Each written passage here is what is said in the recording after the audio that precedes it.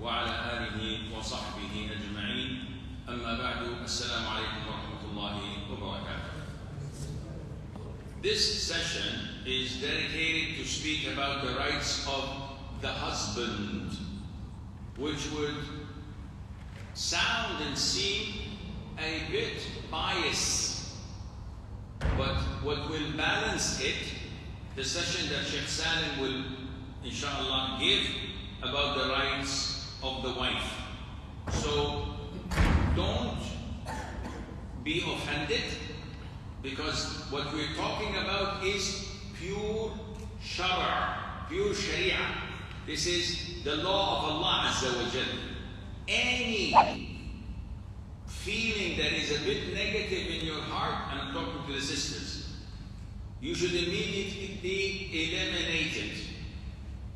Because Allah, as mentioned twice in Surah Al-Hadid, told us that resentment and hatred of Allah's law would render your deeds invalid, meaning it is an act of apostasy to hate Allah's law.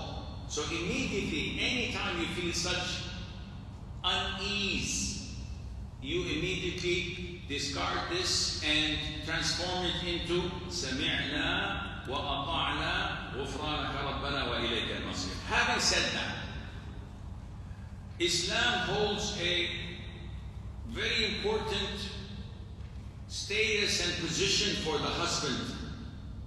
And this is what the enemies of Islam are trying relentlessly to change.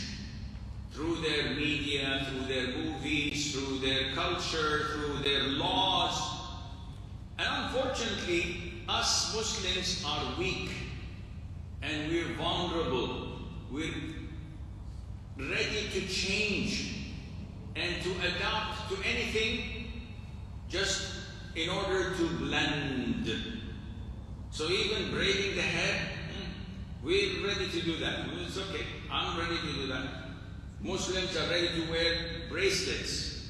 They're ready to wear necklaces. In the first saf, you see men wearing necklaces. What is this? Blending in. We're weak. We want to imitate. So when it comes to issues of the status of man, of a husband, a lot of women among the Muslims are negatively affected. But Islam is firm. Listen, Allah says about the status of man. Men are in charge of women by right of what Allah has given one over the other and what they spent for maintenance from their wealth. الرجال قوامون على النساء. This is mentioned in the Quran. The Prophet says, alayhi salatu wasalam, if a woman prays her 5 daily prayers, fasts her month, that is Ramadan, guards her chastity, and obeys her husband, 4 things only, what will happen? It will be said to her, enter paradise from whichever of the gates of paradise you wish. Only 4 things the woman is told to do. And the Prophet says, alayhi salatu wasalam, if I were to command anyone to prostrate to anyone other than Allah, I would have commanded women to prostrate to their husbands. Wow. He says, by the one in whose hand is the soul of Muhammad, no woman can fulfill her duty towards Allah until she fulfills her duty towards her husband. As a woman, if I were to hear this hadith, would I say Sami'na wa Ata'na on the spot? Or, but subhanAllah, but he does this, he does that, his mother did this, his father did that, and he's not giving me my rights, he scolds me, he criticizes. What are you doing? This is shaitan kicking in your head so that you do not accept Allah's law, the ayat of the Quran, the Prophet's hadith. Be careful. Once the Prophet saw a woman, alayhi salatu wasalam, and he said, "Do you have a husband?" She said, "Yes." So he said, "How are you with him?" She says, "I do not neglect any of his rights except those I'm unable to fulfill." Meaning, I'm doing the best of my ability to please him. So the Prophet said, alayhi salatu wasalam, "Look at how you are with him, for he is your paradise and your hell." What does that mean? Depending on how you deal with him.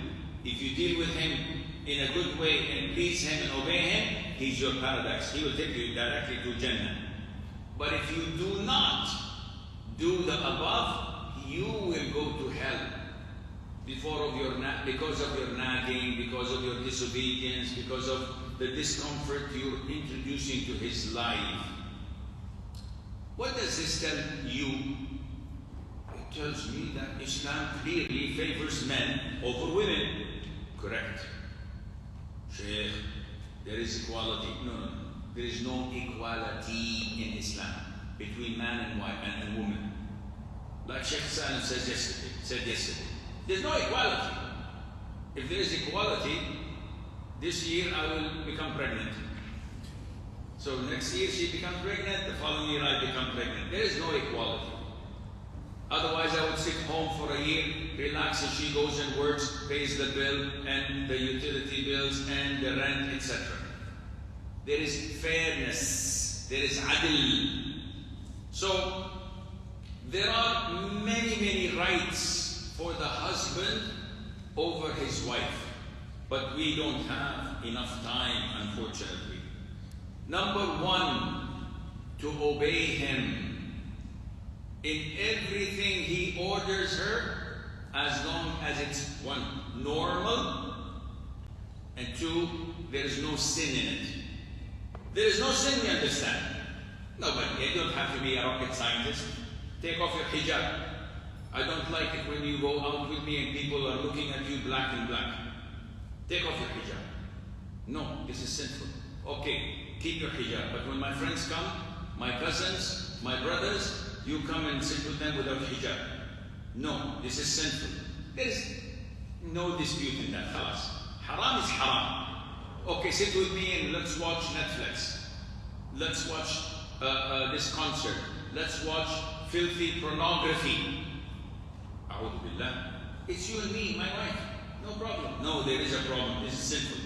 End of story. But what do you mean by obeying him in what is normal? When he says, stand on one foot for half an hour. Allah told you to obey me. Why would I? Is it sinful? No, but why would I? Because I want. Turn off the air conditioning. We will roast. It's hot, it's 35, 45 degrees outside. I just want this. When I leave, no electricity in the house. No, this is not no. You're crazy. Simple as that. This is not no. This is what is meant. And we have a lot of evidences to that. I don't think you need evidences. You just need an eye-opener because of time constraints. Number two, his right for a woman to protect his reputation and to take care of his wealth and children. What is reputation? In Arabic, the Arabs call their women ''ird''. What is ''ird'' in Arabic? إِنَّ دِمَاءَكُمْ وَأَمْوَالَكُمْ وَأَعْرَابَكُمْ حَرَامٌ عَلَيْكُمْ فِي كَحُرْمَةِ يَوْمِكُمْ هَذَا. This is in the farewell hadith. The Prophet said, your wealth, your blood, and your ''ird''. ''Ird'' and qul. So ''ard'' or ''ird''. It is the place where your insult affects or your praise affects. This is ''ard''. So whatever criticism I get, you're speaking in my ''ird''. And the Arabs consider their women folk their ''ird''. So any attempt to abuse them, to harass them, to slander them, you are attacking my ''ird''. So here it's one of the husband's rights that his ''ird'' is protected by not coming out in tabarruj, in not abiding by the hijab. Because when other people see, what will they say? Oh, the husband is a youth. The husband does not care whether his women folk commit haram, go out with men, feast their eyes on their beauty. So this is reflecting on me. It's coming back on me. It's my reputation and my ''ird'. It is a woman's duty as a right of the husband to protect that. What does Allah say? Allah says in Ayah 34, Surah An-Nisa, chapter 4. So righteous women are devotedly obedient, guarding in the husband's absence what Allah would have them guard. فَالصَّالِحَاتُ قَانِتَاتٌ حَافِظَاتٌ لِلْغَيْبِ بِمَا حَفِظَ اللَّهُ. So this is part of the husband's rights. Number 3, to adorn themselves and to beautify themselves, not to the public, only for your eyes only, as a husband. Why? Because the man is also ordered to do this, but this is not my talk. This is Sheikh Salim's talk. A woman has to always be top-notch when the husband looks, and top-notch when the husband smells. Why, is he a dog? Is he going to sniff? Go ahead. No.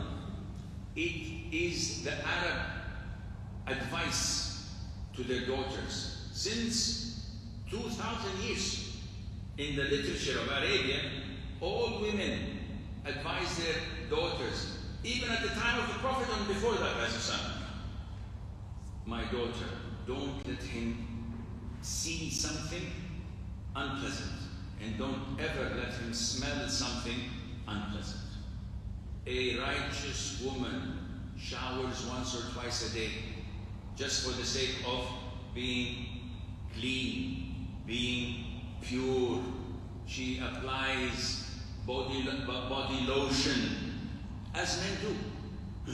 Sheikh, men do that? Yes, they do that. I do that. To whom? To you? No, of course not. No, I don't know my wife. Because I like from her what she likes from me. But this is not my point. My point is, Sheikh Salim will talk about, women has to always be top-notch. Why is it when she goes to a wedding or to visit someone, she spends half an hour with the hair dryer in the room? What are you doing? Vacuuming? No, I'm doing my hair. I'm going out. And he said, why? Sam, your wife? Well, I couldn't recognize it. Why did you look like this for me? Because I'm going out. So she doesn't do this to me. No. A righteous woman does it as a form of ibadah. She's worshipping Allah when she's applying makeup, or taking care of her hair, or wearing nice dresses, or smelling nice. She's doing it for ajr, not necessarily something is going to happen, but she wants reward. If the niyyah is like this, that is a righteous woman. Number 4, she confines herself to her home. Oh, Sheikh, no, this is too much. I have to go to the mall. I have to go to al-Blokat. I have to go Salmi and Barkiya, avenues. I have to do a Sheikh. I can't. I feel fed up. I have to at least take the car and go for 1 hour, 2 hour drive. What is this? I'm fed up, Sheikh. No. Listen to what Allah says.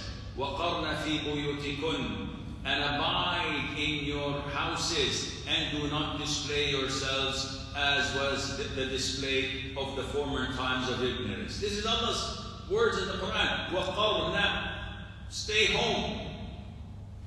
What are you, prisoners? Are you arguing with me? This is what Allah says in the Quran. But Allah Azza wa Jalla did not say you're prisoners.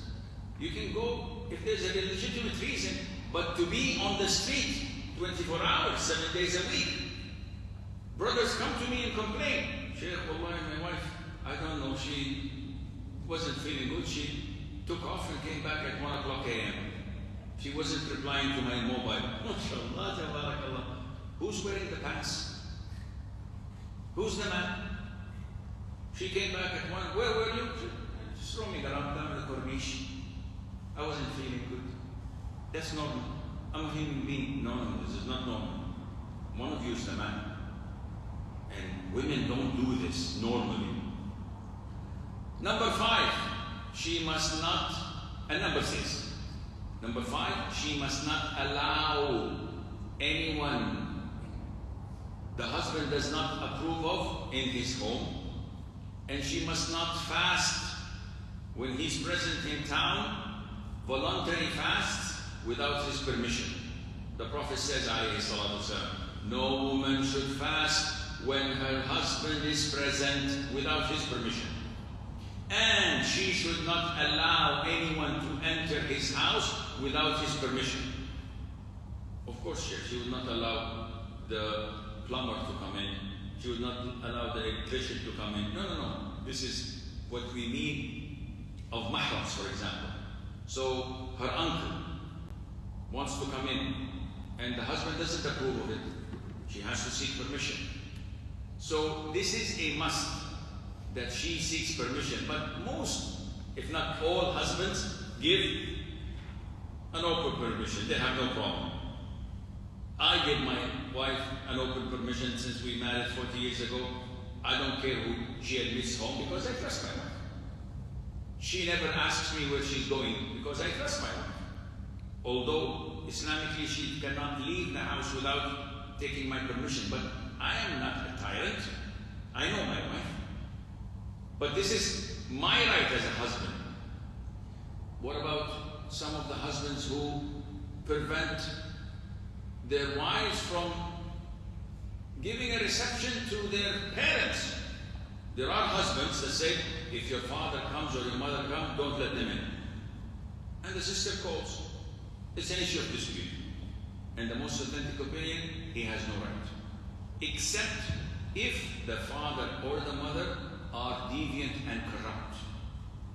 They spoil her thinking. They ask her to do indecent and immodest actions.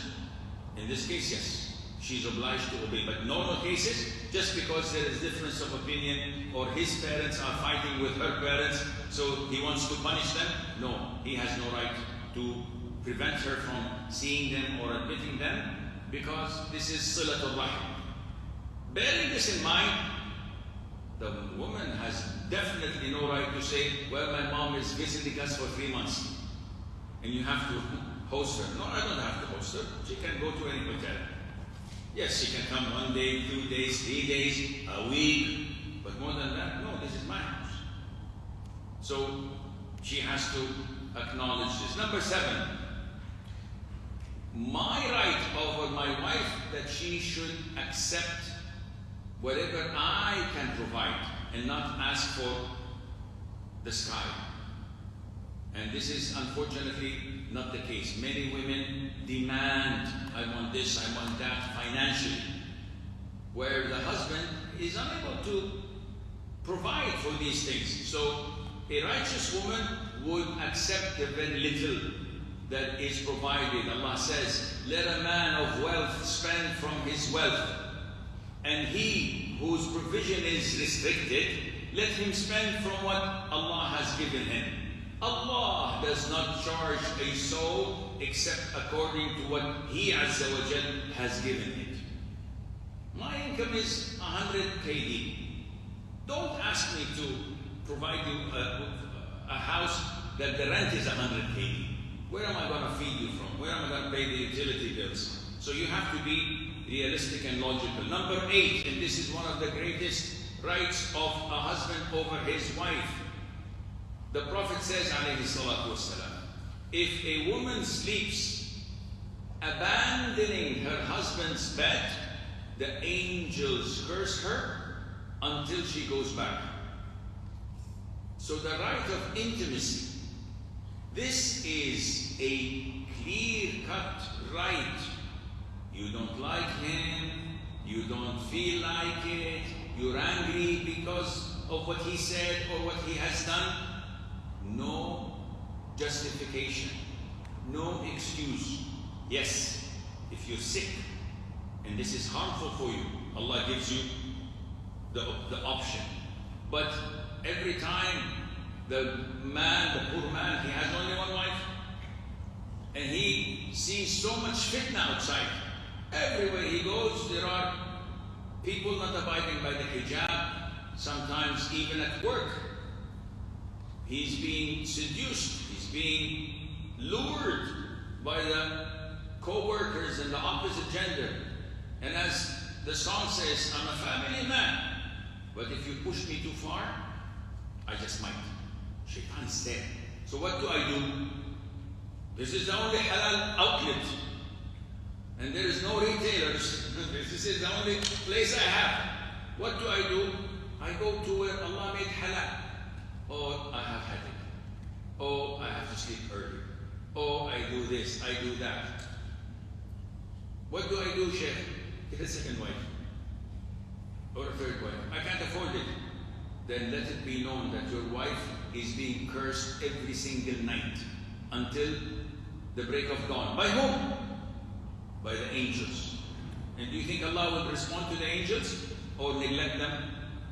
Allah answers their dua. So this is a very critical point.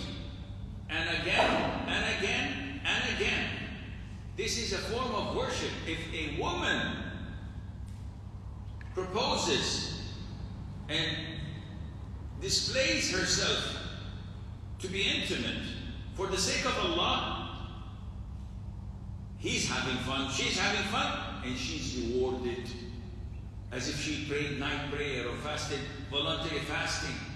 The Prophet ﷺ prohibited a woman from fasting Mondays and Thursdays and the 3 white days unless the husband gives her okay. Sheikh, he did not have intimacy with me for a whole month, and tomorrow is Monday. Can I fast? No. Sheikh, he doesn't even look at me. You have to ask for permission or your fasting is invalid. Allah will not accept it. This is how important a husband is in Islam. Number 9, she has to, and this is my right as a husband, take care of my children. When I selected a wife, I did not just select a wife for intimacy. I selected the mother of my children. And I want her to take care of my children because I work 8 to 10 hours a day outside. She sits with them more than I do. She's more tolerant. She's more patient. And Sheikh Salim yesterday reminded us, Ummuk, thumma ummuk, thumma ummuk. So she's the one who has to invest and put more effort. Yes, the father has to do some work, but he's a manager. So one word of him is equivalent maybe to 2 hours of the mother. And he does this. Boys, khalas, they stopped. They're disciplined. But at the same time, the vast majority of the hard work is on the wife. Number 10, my right as a husband is that my wife treats my parents, my relatives, my guests well. Because she's my 𝐼rḍ. Whatever negativity she attracts and observes reflects and deflects on me and my reputation. And I know hundreds and thousands of men who come to me and they say, Sheikh, wallahi, I am blessed by a mermaid, but she doesn't know how to swim. I am blessed by a hur from Jannah. Wallahi, when guests come to my home, I feel ashamed. I said, what? Sheikh, she takes good care of them. She cleans the rooms. She gives hospitality, food. She buys this until my guests go out with a smile from here to here. They said, man, we had the best time of our lives. She spends hours in the kitchen cooking food for them. After they leave, I kiss her hands and feet.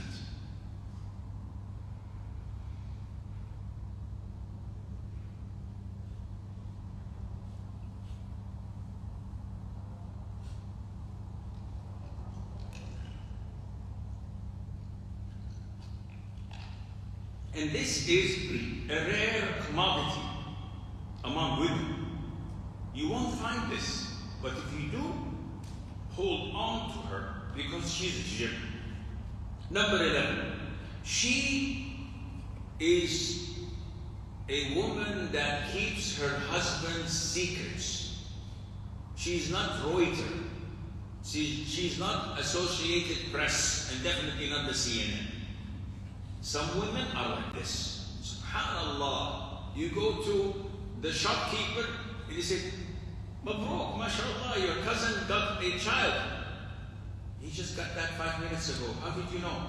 Oh, I have my sources. And then you get to know that your wife was there. Some women go around and expose secrets, especially to their parents. The wife goes, my husband did this, my husband did that. And this is the biggest mistake a woman can do in her life. To complain to her parents about her husband. Because tomorrow he's going to give her a gift or buy her some gold, and she's going to come embracing him the next week, kissing him in front of her parents, and he's the best man in the world. Their parents would not buy this. You've already stabbed them in the heart when you complained about your husband. They're not going to be happy or satisfied with him, except maybe after 10, 15 years. So be careful of what you say. Number 12, of course, secrets in general, and specifically intimacy secrets. And this goes for both men and women. These secrets should not leave the chambers at all. Otherwise Allah would consider this, or this is considered to be a major sin. Number 12. My rights over my wife is that she serves me and my children. Not like the new trend now, give me or get me a maid. I don't clean, I don't cook, buy us food from outside. Why? So this is my right in Islam. I had a maid in my father's house, you provide me with one or two. No, this is not right. It is an obligation upon a woman to serve her husband and children in the house, as it is the obligation of the husband to work and provide a ceiling and a roof over their heads and food on the table and pay for their medical expenses, among other things. Allah Azza wa Jal says, and due to them, that is the women, is similar to what is expected from them, according to what is reasonable. So they want things from their husbands, then they have to do their due diligence and provide their husbands what is expected from them. My time is up, but in a nutshell, these are, again, rights. And this does not mean that is it. And the woman does not deal with her husband except with 1 + 1 = 2. Okay, let me see. No, I don't have to do this. I don't have to do that. This is not true. There are other things further than rights. A smile, being compassionate, being loving, being caring. It's different than you do your duty because it's a duty, I have to do it. So it's my duty to take you to the hospital when you're sick as a wife. But can you tell by my expression on my face if I'm happy or not? That would make her even more sick. When I'm grumpy and taking, do this, close the door, come, sit, let's go, get the medicine. What is this? Sheikh, you told me it's an obligation to take her to the hospital. I'm doing this. Yes, but there is something further, more than such an obligation, which is that you show the compassion, al-mawadda, al-rahma, al-sakina, al-tuma'nina, all of these beautiful Arabic words must be included in a relationship between a man and his wife. So, sisters, this was dedicated to you, and you may feel that this is bias, but as I said, I'm telling you what the Sharia says. And now you will hear from Sheikh Salim what your rights are and that the husband should be doing. And I hope he's also a bit biased towards the sisters so that they would feel the balance. But at the end of the day, men do have an extra edge over women. And this is a given. You have to understand this. This is how Allah created us. There's no equality, but there is fairness and justice according to the Quran and Sunnah. And once you adopt this, once you get this in your system, and you feel synchronized, wallahi, you will be the happiest woman on earth. The happiest woman who sits back home with a PhD or a master's degree, and her in-laws and her family say, go to work, earn money, get some cash. And she says, this is natural. I'd like to stay home, take care of my husband, take care of my house, do my chores, do what I need to do with my children. This is the happiest moment in my life, because this is what Allah created me for, and this is what I was created for. Unlike those who have to have two souls. So they work, they do their chores, they cook, they serve, and they have to go and work 8 hours in the office or at school just for few dinars or dirhams. And then what? Where is the peace of mind? Where is the tranquility? Where is the ability to do what Allah told you to do? They have lost it. And I pray to Allah Azza wa Jal that He grants us the acceptance of His religion, and He makes us a coolness to our spouses' eyes, and to be the best of parents to our children.